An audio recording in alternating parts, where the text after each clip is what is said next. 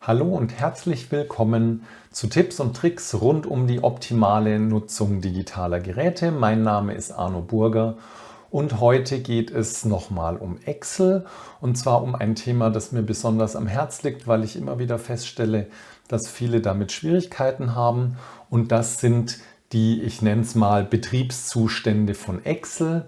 Der Standardzustand, in dem Excel sich befindet, ist der sogenannte Bereitzustand oder Bereitmodus. Und wenn ihr mal hier links unten schaut, dann seht ihr, da steht Bereit. Und im Bereitmodus, da haben wir praktisch alle Symbole und Funktionen zur Verfügung, können auf die Menüs klicken, bekommen entsprechende Auswahl. Und das ist das, was wir häufig ja auch gut kennen. Ein zweiter Zustand ist der sogenannte Eingabezustand. Das heißt, wenn ich in einer Zelle bin und jetzt einen Text schreibe, dann wechselt Excel vom Bereitmodus in den Eingabemodus. Und das seht ihr hier unten, da steht jetzt Eingeben. Und das heißt, während ich in der Bearbeitung dieser Zelle bin, gibt es ganz viele Funktionen, die hier nicht aktiv sind. Ja, also ich kann zum Beispiel nicht linksbündig machen oder rechtsbündig, sondern das kann ich nur im Bereitmodus. Und das heißt, wenn ich jetzt zum Beispiel diesen Text rechtsbündig machen möchte, dann muss ich erst die Zelleingabe abschließen. Wer schon öfter dabei war, weiß, das kann man zum Beispiel mit dem grünen Häkchen machen, aber auch mit der Enter- oder der Tabulator-Taste. Und jetzt bin ich wieder im Bereitmodus und damit kann ich jetzt den Text zum Beispiel rechtsbündig machen oder auch wieder linksbündig. Was wir auch schon mal gesehen haben, war, dass in einer Zelle ein Inhalt sichtbar ist und wir in der Bearbeitungszeile sehen können, ob das auch der Text ist, der da drin steht, oder ob es vielleicht durch Formatierung oder Berechnung hier Unterschiede gibt. Wenn wir jetzt in einer Zelle, in der schon etwas steht, in die Bearbeitung gehen, das heißt entweder in die Bearbeitungsleiste klicken oder einen Doppelklick in die Zelle machen, in der der Text steht, dann wechselt Excel vom Bereitmodus in den Bearbeiten-Modus. Und im Bearbeiten-Modus kann ich jetzt zum Beispiel hier Texte ändern, ergänzen und auch Sachen löschen. Und das heißt, ich bearbeite jetzt diese Zelle.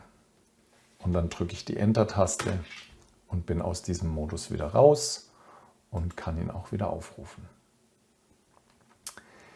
Was ist jetzt der Unterschied zwischen Eingabe und Bearbeiten? Wenn ich einen Text schreibe, dann gibt es die Möglichkeit, bei einem Text die Zelleingabe damit zu beenden, dass man die Pfeiltasten drückt, nach links, rechts, oben oder unten.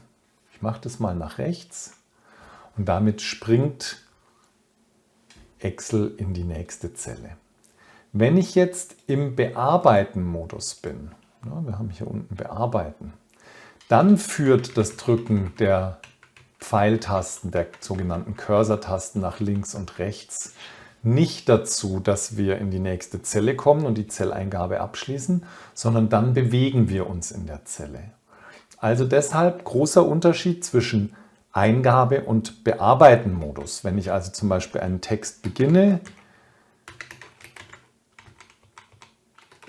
und dann merke ich habe einen Fehler gemacht und ich bin jetzt im Eingabemodus und ich drücke die Pfeiltaste nach links, dann komme ich eben nicht einen Buchstaben weiter nach links, sondern weil ich im Eingabemodus bin, schließt er die Eingabe ab und ich komme in die nächste Zelle.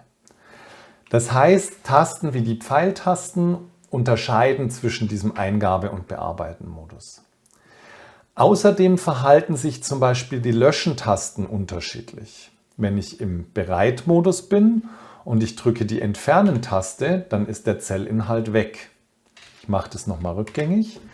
Wenn ich die Rückwärtslöschen-Taste drücke, das ist die Taste ungefähr in der Mitte über der Enter-Taste, dann lösche ich den Inhalt und bin gleich im Eingeben in die Zelle.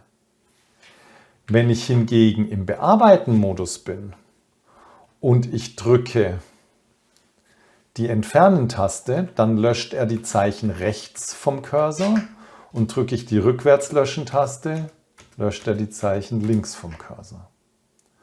Also achtet mal ein bisschen drauf, wie ist es mit Eingabe bereit bearbeiten Modus, und dann werdet ihr relativ schnell verstehen, warum Excel sich mal auf die eine und mal auf die andere Art und Weise verhält.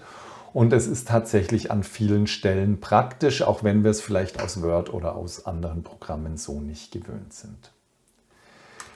Ja, das war es schon wieder für heute. Ich hoffe, es hat euch Spaß gemacht.